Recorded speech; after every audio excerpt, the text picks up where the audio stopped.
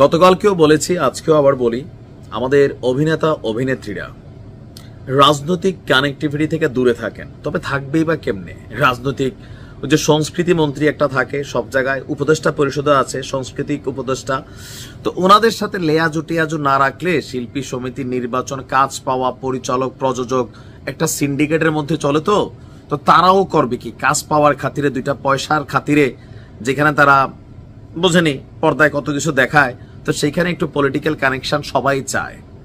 তবে এগুলোর বাইরেও অনেকে আছে যারা অভিনয়টাই তাদের মূল প্রফেশনের। মাঝখানে নুসরাত ফারিয়া এখন চরিত্রের প্রয়োজনে, সিনেমার প্রয়োজনে, পারিশ্রমিকের দাবিতে বিভিন্ন চরিত্র তারা করছে, ফাইন। এখন যেই সিনেমাটা নিয়ে এত ঘটনা ঘটলো, যেইটার মামলার আসামি মোটামুটি এই সিনেমার কলাকুশলী শিল্পী সবাই, সেইখানে যখন নুসরাত ফারিয়াকে গ্রেপ্তার করা হয়েছে, এমনকি যে মামলাটা আপনি দেখেন কতটা স্পর্শকাতর মামলা, মাটারা থানায় এই যে জুলাই আগস্টের যে বৈষম্য বিরোধী হত্যা চেষ্টার মামলা, কত গুরুত্বপূর্ণ মামলার 207 নম্বর আসামি এই নুসরাত ফারিয়া গ্রেপ্তার হইল।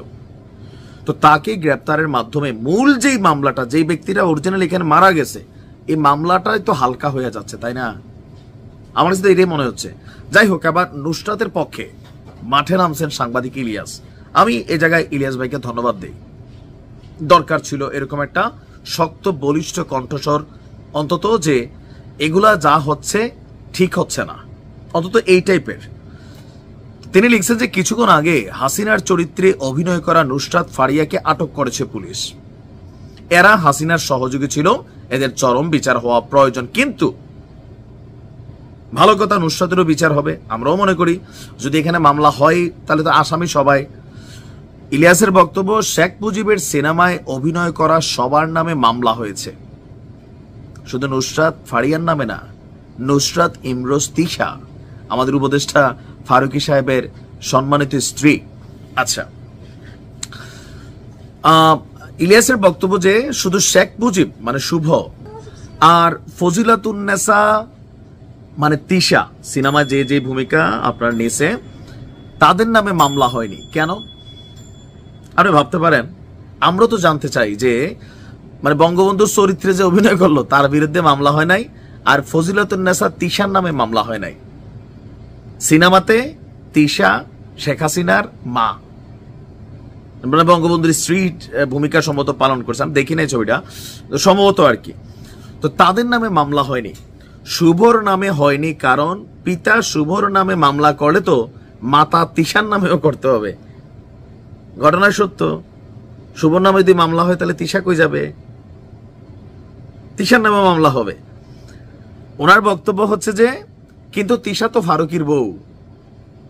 আসিফ স্যারের, উনি তো একটু দুষ্ট লেখা লিখেন, আসিফ স্যারের ক্রাশ, তাই তিশাকে বাঁচাতে হবে। আর তিশার কারণে শুভ মাপ পেয়ে গিয়েছে। কি সুন্দর আসিফ স্যারের বৈষম্য বিরোধী আইন, দেখছেন? আমরা এত দূর বুঝি না, আমরা সোজা সাপটা বুঝি যে এখানে তো একটা টার্গেটেড মামলা, এগুলা টার্গেটেড। এই টার্গেটেড মামলাগুলোতে যখন আমাদের এত রেসপন্স দেখি, 207 নম্বর আসামি তিশা ভাটারা থানার যে মামলা, সে ওইখানে গেছে, হত্যা চেষ্টা মামলার নির্দেশ দিছে, এগুলা তো ভাই পাগলও বিশ্বাস করে না, মামলার ওজনটাই হালকা করে দেয়। আর এগুলা মামলা ধোপে টিকবে? এখন গ্রেপ্তার হয়েছে আলোচনায়, জামিন হয়ে যাবে, খুব সিম্পল। কিন্তু বিতর্কগুলো তো হইল, যদি হয় তো এই বৈষম্য কেন? এই মামলায় সিনেমা যা আছে সবার নামে মামলা হওয়া উচিত, দুইজনের বাদ দিয়ে বাকিদের নামে দিল, কেমনে দিল? তার যারা দিছে পরিকল্পিত ভাবে দিছে। আর একটা গ্রুপ যে বাড়িছে, মামলা গ্রুপ, এই মামলা যে গ্রুপটা আছে, এদের রোশানলে অনেক ভালো মানুষ পড়ে গেছে। আমি আমার এলাকায় একটা ছেলের চিনি, অ্যাকাউন্টিং এ অনার্স মাস্টার্স করা একটা প্রতিষ্ঠান সে চালায়, তার বিরুদ্ধে মার্ডার মামলা হয়ে গেছে। মামলার বাদী সে চিনেই না এই ছেলেকে। মামলা কোথায়, আমার এলাকার ছেলের বাড়ি কোথায়, সে থাকে কোথায়, কেন? এই ছেলেটার একটু টাকা পয়সা আছে, এখন তার মামলার আসামি করে দিছে। এবার তো সাধারণ ছেলে ভয় টয় পাইয়া গেছে, এখন কিছু মামলার থেকে নাম কাটানোর জন্য মাল কামাবে একটা চক্র। তবে দুর্ভাগ্যজনক ভাবে এই মামলাটায় অসাধু একজন বিএনপি নেতা, তিনি কানেক্টেড, পিছন থেকে যত নাটের গুরু তিনি করতেছেন। এই জিনিসগুলাতে আপনারা কি বীজ বপন করতেছেন? শত্রুতা। আপনি একটা ভালো মানুষকে হয়রানি করবেন, আপনার ছেড়া দিবে। ক্ষমতায় আসছেন এখনো, এগুলো করে বিএনপিরও কিন্তু অনেক জায়গায় মান সম্মান নষ্ট করেন, অনেক জায়গায় জামাতও এই দুই একটা কাজের সাথে জড়িত আছে।